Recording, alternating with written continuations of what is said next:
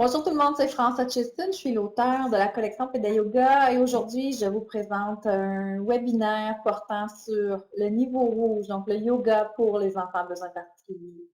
Il y a une formation complète qui se donne sur le sujet, mais aujourd'hui je tenais vraiment à vous offrir quelques trucs si vous êtes animateur, parent ou vous voulez vous impliquer dans l'éducation des enfants à besoins particuliers. C'est le temps. On a de plus en plus d'enfants qui ont des troubles d'anxiété, des enfants aussi qui ont des troubles de comportement et j'en sais quelque chose parce que je suis le parent d'un enfant à besoins particuliers. Et j'ai écrit le livre, j'espère que vous le voyez bien, Éduquer un enfant différent, il y a plusieurs années. Mais maintenant, ma fille a 17 ans. Il y a un autre livre qui s'en vient sur le sujet de l'éducation d'un adolescent qui a des défis, que ce soit l'autisme, dyspraxie, dysphasie, déficience intellectuelle. Ma fille a plusieurs de ces problématiques-là, entre autres l'impulsivité, beaucoup de difficultés d'adaptation sociale. Donc, le module et ce que je vous présente aujourd'hui, c'est une base pour que vous puissiez, s'il vous plaît, amener dans nos écoles, et je le vois de plus en plus, amener dans nos écoles le Pédé Yoga. Ils en ont grandement besoin. Je vais vous donner une petite anecdote. Daphné a changé d'école à 17 ans maintenant, s'en va dans une autre polyvalente.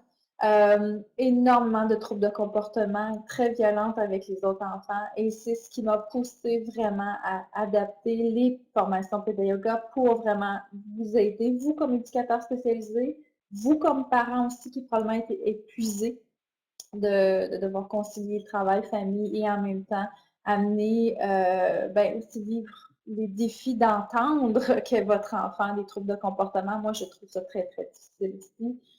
Donc, j'essaie de plus possible de prendre soin de moi, faire mon yoga, avoir confiance, garder espoir, faire ma petite méditation avec mon Bouddha. Évidemment, ça ne règle pas tous les problèmes, mais ce que je vais vous montrer aujourd'hui, c'est des moments et pourquoi c'est important que vous le fassiez avec vos enfants dans les écoles. Donc, si vous n'êtes pas le parent, vous êtes un intervenant spécialisé, cette formation-là, c'est vraiment pour vous. Et je tiens à ce qu'il y ait de plus en plus d'éducateurs spécialisés, d'accompagnants aussi, qui utilisent ces méthodes-là parce que c'est une méthode tellement simple qui peut changer le comportement de l'enfant. Donc, dans ce niveau rouge-là, vous allez avoir un webinaire, une introduction, mais une formation niveau rouge adaptée que vous pouvez faire en ligne. Vous pouvez aussi demander une formation pour vos intervenants dans les écoles. Donc, je tiens spécifiquement à vous dire, je vous comprends, cher éducateur spécialisé, je ne suis pas juste la perspective de parent. J'ai été enseignante, je travaille avec des enseignants, je travaille avec des éducateurs spécialisés et je sais à quel point c'est difficile de comprendre le comportement déviant d'un enfant qui a des troubles sensoriels, qui a des troubles au niveau de l'apprentissage ou bien qui a une déficience intellectuelle. Donc, ce que je vous enseigne aujourd'hui, rapido, ce que vous allez apprendre aussi dans la méthode Pédé Yoga, c'est que je sais à quel point ça peut être bénéfique, mais aussi comment on peut l'adapter. Donc, dans les postures, évidemment, je vous ai présenté un petit peu qui je suis, mais vraiment, je comprends votre réalité, pédagogue de formation, coaching aussi, c'est ma profession de plus en plus, coaching, leadership éducationnel. Mais à la base, je suis maman d'un enfant différent. Donc, je comprends le système éducationnel, je comprends aussi c'est quoi d'être de l'autre côté de la médaille quand vient le temps d'entendre que notre enfant a frappé un ami, qui a été violent, qui a uriné dans son pantalon, qu'on essaie aussi de comprendre quelle médication fait effet ou ne fait pas effet. Donc, qu'est-ce qui relève de la médication, qu'est-ce qui relève du comportemental, qu'est-ce qui relève aussi de tous les troubles sensoriels. Donc, ce que je vais vous montrer, c'est des techniques qui vont aider l'enfant à régulariser ce qui se passe dans son corps et en prendre conscience. Pour vous, comme éducateur spécialisé, c'est de savoir comment l'intégrer. Créer donc l'objectif de la formation, mais l'objectif du webinaire, c'est au début de comprendre c'est quoi le pédagogue, comment ça peut vous aider, mais aussi dans la formation complète, ça va être vraiment de vous aider pour vous en tant qu'intervenant spécialisé aux parents qui veulent s'impliquer dans l'école ou bien un éducateur qui veut tout simplement savoir comment intégrer la méthode pédagogue dans l'éducation ou la rééducation d'un enfant. Donc, ça va être savoir comment créer une mini-séance pour votre enfant à besoin particulier. Vous allez être capable de faire. Donc, les postures, les bienfaits sont très importants à comprendre. Les postures, vous allez apprendre aussi quelles sont les postures les plus faciles à intégrer parce qu'un enfant qui a des troubles sensoriels ou qui a de la dyspraxie, une dysphasie ou une déficience ou même de l'autisme, c'est très difficile parfois à adapter. Donc, on veut savoir par quoi commencer qui est efficace et rapido et en même temps, je vais vous transmettre qu'est-ce qui est aussi à ne pas faire avec un enfant qui a des différences. Donc, les postures et les bienfaits, commençons par d'abord l'importance de pourquoi on fait ça, pourquoi je crois dans la méthode Peda Yoga. C'est qu'on doit vraiment arrêter d'utiliser les méthodes de contention des enfants. Je vois beaucoup de bonnes intentions dans le milieu d'éducation quand vient le temps de corriger un enfant qui a des troubles de comportement. On voit vraiment que la première méthode, c'est de le retirer, lui tenir la main, de l'asseoir sur une chaise. C'est correct. C'est une forme de retrait où l'enfant doit apprendre à auto-gérer ce qui se passe dans son corps. Mais ce que je dois vous dire, c'est que vraiment, quand on est rendu au retrait où l'enfant a frappé ou a uriné dans son pantalon ou a une surcharge sensorielle, c'est qu'on aurait dû faire quelque chose avant, dans les moments de transition, avant de commencer une activité qui demande une concentration, ou bien dans un environnement où il y a beaucoup d'enfants différents, où tout le monde a des stimuli. Moi, je le vois quand je vais porter ma fille à l'école, les enfants rentrent par la porte, il y a une porte, tous les enfants s'entre ils se touchent, ils se cognent. Pour un enfant qui a des difficultés sensorielles, c'est très difficile. Et même moi, comme parent, qui a un peu d'anxiété quand je rentre, les enfants me ressentent. Alors, ça devient très difficile à gérer tout ça. Donc, pourquoi ne pas créer des moments de calme, des moments qui facilitent la transition et qui surtout apaisent ces stimuli-là qui viennent au bout d'un certain temps créer une bombe à retardement chez nos enfants.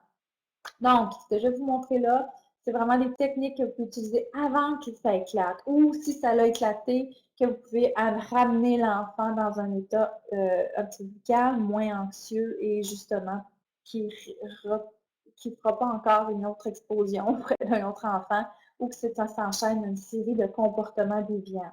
Donc, le yoga, c'est une méthode efficace pour retirer l'enfant tout simplement en lui permettant de gérer son corps. Donc, avec les enfants différents, c'est un peu différent que dans les classes normales, si je pourrais dire, ou typiques, c'est que l'enfant doit apprendre peut-être un peu plus seul avec son intervenant. Donc, encore plus intéressant pour vous, si vous êtes un accompagnant, de savoir quelle méthode lui enseigner, quelle posture lui faire faire, à quel moment lui faire faire, parce que vous connaissez de plus en plus l'enfant, surtout si vous travaillez avec lui au quotidien.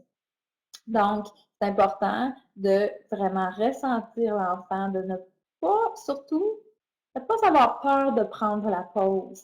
Le petit 5 minutes que vous allez investir avant que ça éclate, quand vous sentez qu'il n'est pas là, quand vous sentez ses yeux changer, quand vous sentez que vraiment il y a une surcharge, vous êtes là avec lui, ça veut dire que vous ressentez l'enfant énergétiquement, décoder son non-verbal, ça veut dire être capable justement de mieux intervenir. Surtout, savoir comment intervenir et je propose des postures de yoga, de la respiration, retirer un petit peu l'enfant, l'asseoir, lui faire des étirements et peut-être adapter quelques postures. Et en passant, des postures, vous allez pouvoir en trouver dans la collection Peda Yoga. Ici, on a les petites cartes des émotions quand l'enfant a besoin d'exprimer comment il se sent. Ça peut être intéressant de l'utiliser. On en a 20 cartes des émotions et c'est intéressant. L'enfant peut choisir comment il se sent et vous le montrer, surtout s'il est moins verbal. Mais ici, vous avez donc les postures de yoga où l'enfant peut vraiment choisir ses postures. Okay? Donc, ces petites cartes-là, ce sont des petites cartes fort intéressantes. Celles-ci ne sont pas trouées, mais il y en a un petit troué, il y a un petit anneau aussi. Vous pouvez créer des mini-postures où l'enfant peut choisir sa posture. Donc, vous pouvez sélectionner dans le petit paquet les postures qui conviennent à l'enfant, qui est capable de pratiquer. Et au bout d'un certain temps, l'enfant, une fois que vous aurez fait cette routine-là avec lui, il va être même capable de choisir ses propres postures et vous n'aurez plus vraiment besoin de parler. Et vous allez juste lui amener son petit tapis, il va s'installer, il va choisir 2-3 postures, il va les pratiquer. Puis même si vous voyez qu'il ne les pratique pas parfaitement, c'est correct, OK? L'enfant a besoin juste de trouver un moment pour se recentrer et se retirer des autres. Et éventuellement, probablement que vous allez pouvoir ramener cet enfant-là, son petit tapis, vous allez l'amener plus rapidement ou plus proche des autres Et il va pouvoir pratiquer entouré des autres parce qu'il va apprendre que ce qui se passe sur son tapis ou sur sa chaise de yoga ou sur son coussin de yoga, c'est calmant, c'est bénéfique. Il n'y a rien de menaçant à cet endroit-là. OK? Donc, ça, c'est important. L'enfant a besoin de créer son espace. Vous avez besoin de le retirer peut-être probablement plus au début. Mais prenez 5 minutes pour faire quelques postures de yoga avant même de penser, lui parler de son comportement, de lui faire des scènes ou de lui faire la morale par rapport à son comportement. N'oubliez pas une chose, quand l'enfant est dans sa crise, où il est prêt, il est dans l'anxiété, il est dans son corps, il est dans sa...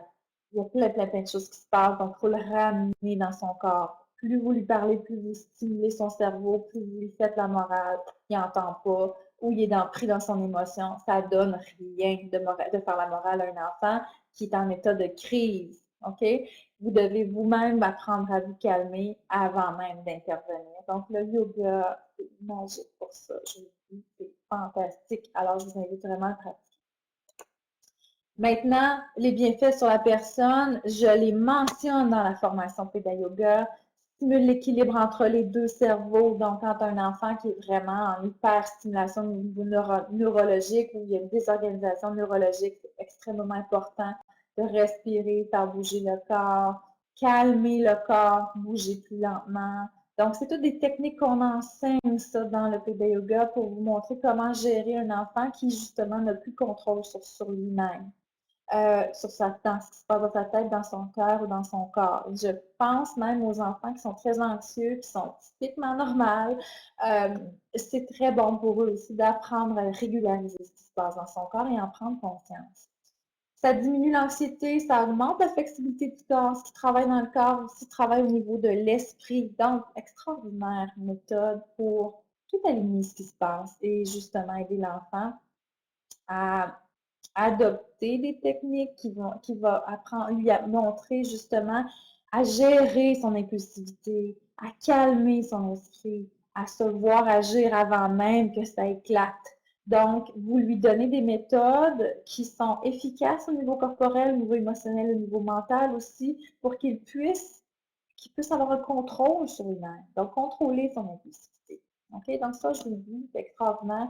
Et vous allez trouver ça plus facile de faire du yoga en tant qu'intervenant que de gérer la crise par une méthode de contention, l'asseoir sur la chaise, le maintenir sur la chaise, peu importe, j'en ai vu tellement de méthodes non efficaces qui, au contraire, au lieu de calmer l'enfant, viennent hyper agiter l'enfant. Puis en même temps, plus vous le contenez, l'enfant, plus vous lui montrez que il n'y a pas le contrôle sur lui, que ça prend quelqu'un pour le contrôler. Donc, ça crée un enchaînement vraiment négatif de comportement et vous-même, vous développez une anxiété, un stress, vous êtes à côté de l'enfant parce que le coup peut survenir encore plus rapidement la deuxième fois. Je vous le dis, c'est pas efficace comme méthode, mais je sais qu'on des fois, on n'a pas le choix d'utiliser. Donc, ce que je vous montre à travers les méthodes PDOGA, c'est vraiment de prévenir, montrer à l'enfant, donc rééduquer l'enfant qu'il a contrôle sur son corps, qu'il est capable. Et l'enfant, je vous le dis, à un moment donné, il va le faire par lui-même. Il va aller chercher ses petites cartes, il va chercher son tapis de yoga, il va vous montrer ses unions verbales qu'il a besoin de son yoga. Ça arrive fréquemment. Donc, les méthodes, vous allez pouvoir en prendre un petit peu plus sur les bienfaits. Mais ce qui est important, c'est de voir aussi pourquoi vous voulez le faire. Je pense que je vous l'ai mentionné suffisamment. Pourquoi vous voulez faire avec les enfants en besoin particuliers? C'est parce que la méthode Péda Yoga s'adapte à tous les styles d'enfants. Donc, que ce soit un enfant verbal, non verbal, je vous ai montré les images qui sont inspirées des pictogrammes. Quand on les fait, l'enfant le voit, il le pratique, il sait comment le refaire la deuxième fois. Et le but, ce n'est pas d'avoir une perfection, mais c'est de montrer à l'enfant comment le faire. Ça diminue l'anxiété, ça diminue l'agressivité, ça recentre ça focalise l'attention de l'enfant sur les parties de son corps, donc moins sur les stimuli extérieurs, donc l'enfant à côté que j'ai frappé, qui me dérange, qui vient dans ma bulle, que je ne veux pas voir, que j'aime peut-être moins, que j'ai moins d'affinité avec quand je suis un enfant, ou bien même des fois un adulte, tout nous énerve. Alors, c'est important de se recentrer sur soi. OK? Donc, ce que vous allez apprendre dans le niveau rouge, c'est d'amener l'enfant à se recentrer à travers le posture de yoga, mettre l'accent sur son corps et moins sur les bruits, tout ce qui le dérange autour, parce que des fois, il y en a qui sont hyper vigilants, qui entendent tout, qui ont moins de discrimination auditive, moins de discrimination visuelle. Donc, toutes ces perceptions sensorielles-là qui viennent l'attaquer, il a besoin de se recréer une bulle autour de lui, de respirer, de recentrer, de revenir à son intérieur. Et c'est ça que ça apporte, la méthode de yoga. Des techniques qui ressentent l'énergie d'enfant vers son intérieur, qui vient calmer son esprit, son mental, surtout son cerveau reptilien qui est en hyper-vigilance tout le temps. Donc, quand vous l'amenez à recentrer son énergie sur son corps, à respirer, à réénergiser son corps, son cerveau, vous permettez aussi au cortex frontal de reprendre une activité. Donc, parfois, il y a des enfants qui n'ont pas une maturité au niveau du développement du cortex préfrontal. C'est là le centre du jugement, c'est là que l'enfant peut apprendre à canaliser son énergie, mais aussi penser avant d'agir. Donc, c'est ça aussi que vous venez stimuler quand vous faites du yoga. Donc, ce n'est pas juste du mouvement pour faire du mouvement, ça vient énormément faire de bienfait au niveau neurologique. Ça vient aussi calmer le mental, donc calmer les émotions. Okay? Donc, c'est extrêmement bon. Et vous pouvez faire du yoga à tous les jours. Moi, je le recommande à tous les jours comme mini-routine matinale. Avant le dîner, après le dîner, en revenant des récréations. Peu importe l'âge aussi des enfants, c'est extrêmement bon. Et je vous recommande vous-même, en tant qu'adulte, pour vous ressourcer, vous réénergiser, d'en faire un peu de posture et de mouvement avec vos élèves. Vous n'aurez pas l'air fou, même si vous ne faites pas des postures extrêmement avancées. Ça vous aide énormément au niveau de votre corps, votre esprit et votre cœur, vos émotions. Maintenant, le matériel à utiliser, bien évidemment, je vous ai montré quelques petits outils que vous pouvez utiliser dans le Peda Yoga. On a plein de jeux aussi, des mini-cartes qu'on a, on a des grandes fiches aussi, on a des livres, surtout le guide 1 qui est un outil très fortement recommandé. Vous pouvez même créer vos propres postures avec les élèves si vous prenez des photos des élèves ou de l'enfant dans la posture, il peut créer son propre jeu. Donc, inspirez-vous, si vous voulez, des postures Peda Yoga, il y en a 35. Vous pouvez prendre des photos des enfants. Je sais que les enfants adorent les enfants différents. Mon ma fille adore les photos. Elle adorerait voir des amis se voir en photo, créer son jeu Peda Yoga.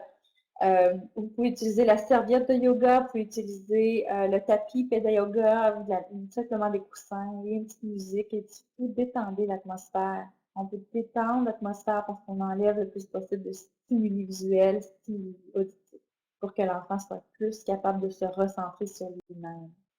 Vous pouvez utiliser aussi des brosses, des balles sensorielles. Vous pouvez utiliser, il y a plein de choses que vous pouvez utiliser. On enseigne ça dans les niveaux un petit peu plus élevés. Peda Yoga, quel matériel utiliser, mais en fait, si vous voulez commencer avec les postures, commencez avec ça, c'est extraordinaire. Et le moins de matériel possible au début, surtout pour que l'enfant apprenne à se recentrer sur lui. Dans la méthode Peda Yoga, le moment idéal pour le pratiquer, je vous ai mis quelques exemples ici. Je sais que vous probablement avez de la difficulté à le lire, mais le matin, avant qu'il rentre en activité pédagogique, je pense que c'est important que l'enfant ressente son énergie, qu'il vient soit de l'autobus ou de la berline scolaire, la berline adaptée, où le parent vient apporter l'enfant. Il y a eu toutes sortes d'agitations. Il a besoin de se recentrer dans la classe et faire le point. Il est ici maintenant. Et recentrer son énergie ici maintenant. Donc, et calmer l'anxiété qu'il a peut-être vécue dans la circulation, dans l'auto, ou parce qu'il ne sait pas où est-ce qu'il s'en va, parce que sa routine n'est encore pas claire, surtout en début scolaire. Faites-le soit à son tapis, en cercle, ou seul à son pupitre. Vous pouvez l'amener à se recentrer. Vous pouvez aussi l'amener le midi à faire un peu de yoga en revenant soit d'une récréation, de l'extérieur, d'une marche, peu importe. Trouvez les moments de transition idéaux. Mais évidemment, c'est important de probablement au début instaurer ces petits moments yogiques-là au quotidien. Donc, moi, je recommande le matin, quand ils arrivent d'un milieu puis s'en vont dans un autre, yoga, 5 minutes, 10 minutes. Ensuite, en partant pour la récréation ou en revenant de la récréation, un autre 5 minutes sans tapis. Même chose, même rituel que vous allez instaurer. Et un rituel peut être simplement un objet que vous amenez qui indique que vous allez faire du yoga, un pictogramme. Et en même temps, ça peut être un objet aussi, un coussin, un tapis que vous déroulez et que l'enfant vient s'installer sur son tapis, fait un 5-10 minutes. Important d'utiliser les méthodes que vous utilisez déjà avec les enfants à besoins particuliers, donc les time timers, une petite horloge qui montre le temps alloué au yoga. La notion du temps est très difficile pour ces enfants-là, donc si vous lui coupez un moment plaisant puis il veut continuer à faire du yoga, lui, c'est important de vraiment mettre une minuterie qui va permettre à l'enfant de savoir que le temps est coulé et c'est terminé. On recommencera plus tard après dîner ou avant de partir à la maison. Donc, les moments de transition pour cet enfant-là extraordinaires et surtout peut-être les moments où vous sentez que l'enfant, il y a trop, sa bulle est envahie par les autres, il y a trop d'agitation autour, la tempête s'en vient, la pleine lune, peu importe, vous avez besoin de recentrer l'enfant sur lui-même, utiliser la méthode pédagogique. Donc, ce que vous apprendrez dans le Péda Yoga, ce sont les postures que vous pouvez utiliser avec les enfants à besoins particuliers. Donc, il y a 4 types de postures, assises, debout, couchées, variées. Je vous montrerai dans la formation niveau rouge lesquelles vous pouvez commencer et qui sont plus faciles avec les enfants et lesquelles aussi viennent aussi vraiment diminuer le comportement anxieux, les défis de comportement. Donc, dans la formation niveau rouge, vous allez apprendre ça. Et ceux et celles qui ont déjà suivi la formation niveau rouge de base, mais qui veulent vraiment avoir l'adaptation, formation, Péda Yoga, besoins particuliers, évidemment, je vous invite à vous inscrire. Vous allez avoir un tarif préférentiel pour les membres. Et évidemment, venez en grand nombre. Les enfants dans nos écoles, dans nos services de garde, dans nos maisons en ont grandement besoin. Et je pense sincèrement que cette méthode Péda Yoga, qui est adaptable pour tous les styles d'enfants, va venir transformer beaucoup, beaucoup la façon dont on fait la discipline à ces enfants-là. Et surtout, probablement développer des milieux plus harmonieux. Et surtout, calmer l'adulte aussi. Je pense que nos adultes s'épuisent beaucoup avec ces enfants-là. Moi, je le vis comme parent. J'ai besoin de m'assurer que mon enfant, quand il revient à la maison, il est un peu plus calme. Parce que moi aussi, quand je reviens à la maison, j'ai besoin de me calmer. J'ai besoin d'avoir un climat un petit peu plus harmonieux. Donc, ce que vous allez faire dans nos milieux éducatifs va venir bonifier grandement ce qui se passe dans nos familles. Donc, dans les postures, vous allez voir des postures qui viennent développer l'estime de soi, stimuler le calme intérieur, posture d'équilibre, de tonus, flexibilité, centrer l'attention, donc un petit peu plus au niveau cognitif, qui viennent stimuler au niveau cognitif, puis qui viennent aussi aider l'enfant à prendre conscience de son corps dans l'espace, dans l'environnement. Beaucoup d'enfants ont des difficultés de perception sensorielle, vous le savez, si vous travaillez avec des enfants à besoins particuliers, les comportements éclatent parfois parce qu'il y a trop de stimuli ou bien ont besoin de stimuli. Donc, vous allez apprendre comment faire des postures pour aider l'enfant à recentrer son énergie sur lui, calmer le sensoriel ou stimuler le sensoriel. Ça va jouer énormément sur le comportement de l'enfant. Donc, les niveaux pédagogiques, j'avancerai dans les formations pédagogiques. Vous allez apprendre aussi tous les bienfaits de la respiration, quelques techniques à faire avec les enfants de besoins particuliers. Et là, vous allez apprendre aussi les règles de base pour pratiquer avec ces enfants. Vous le savez déjà si vous avez fait la formation, mais là, je vous montre des techniques essentielles pour que ce soit adapté pour les enfants de besoins particuliers. Et vous allez évidemment apprendre quelles sont les postures debout que vous pouvez pratiquer, comment les adapter et les phases essentielles de yoga. Je vais vous montrer comment vous créez des fiches de séances de yoga adaptées pour les enfants besoins particuliers, des fiches que vous pouvez retransmettre ensuite aux parents ou à d'autres intervenants qui auront à travailler avec l'enfant. Je pense qu'il est important de comprendre avec le Péda Yoga, c'est que vraiment c'est un outil adapté que vous pouvez réutiliser avec les enfants d'une classe typique ou bien avec des enfants besoins particuliers, comment l'adapter. Je pense que c'est essentiel. Et surtout, comment leur montrer comment avoir une petite routine Péda Yoga pour aider à justement calmer tout ce qui se passe dans leur cœur et leur corps. Je vous invite dans le Péda Yoga à venir, une fois que vous serez membre, à venir voir notre site web. Vous allez avoir plein d'outils à télécharger une fois que vous avez suivi la formation de base. Pédayoga.ca, vous allez avoir donc une zone membre avec du matériel à télécharger. Vous avez aussi notre section Facebook. Vous allez pouvoir échanger sur notre communauté Péda Yoga des trucs et des conseils que vous pouvez utiliser avec les enfants dans vos classes ou avec les enfants de besoins particuliers avec lesquels vous travaillez. Donc, vous n'êtes pas seul. Péda Yoga est là pour créer une communauté et je tiens à vous le dire. C'est dur, difficile et complexe enseigner un enfant à besoins particuliers parce qu'ils sont tous différents, parce qu'ils ont tous des particularités. L'important, c'est d'apprendre à gérer ce qui se passe en nous en tant qu'adultes, à avoir confiance dans la méthode que vous allez apprendre. Donc, Péda Yoga est adapté, adaptable et va pouvoir vous aider non seulement à vous ressourcer, vous comme adulte, mais à aider l'enfant vraiment à calmer tout ce qui se passe dans son petit corps, dans sa tête et dans son cœur. Parce que moi, je le vois avec ma fille, c'est une être extraordinaire. On les aime, nos enfants de besoins particuliers, et on veut tellement les aider, mais il faut apprendre à faire autrement. La méthode Beda est là pour ça. Donc, je vous invite en grand nombre à suivre cette formation-là. Surtout impliquez-vous dans les écoles comme animateur.